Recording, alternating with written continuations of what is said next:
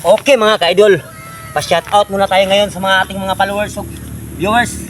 I love you. Magandang hapon sa inyo tanan. Shoutout ko. Karon wala nang intro pa to. Shoutout side Hanson, Dirty Passion, Ibanez. Shoutout sa iyo sir.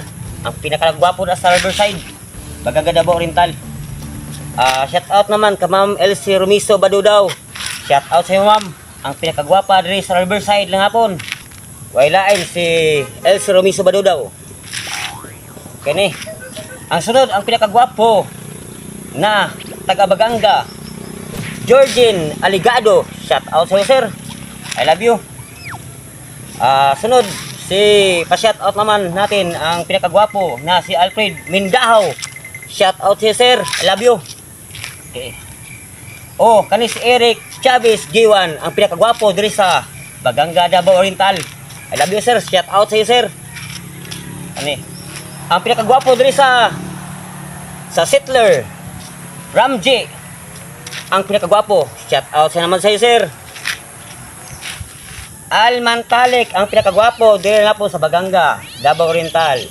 Almantalik Febra, shout out sa iyo sir. J. Baldob Linsag, ang pinakagwapo lapon diri sa Dakbayan sa Baganga Davao Oriental. Shout out. Bonggoyla. Shout out sa iyo Bonggoyla. Ang pinakagwapo na po di sa Lukod, Baganga Davao Oriental. Kani si NGS, ang pinakagwapo na po. I love you sa iyo sir. Salamat sa suporta. Salamat. Flor Mendoza, ang pinakagwapa sa laing lugar. Ang pinakagwapa sa Gubjen, Gobyerno ni Rosso Davao Oriental. Salamat ma'am, I love you.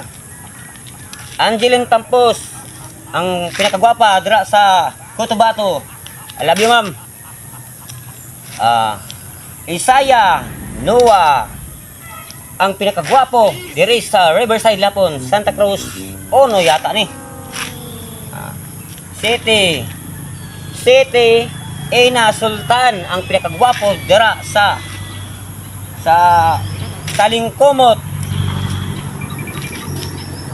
Jim Holian, ang pinakagwapo lang po rin sa Baganga Davao Oriental. I love you.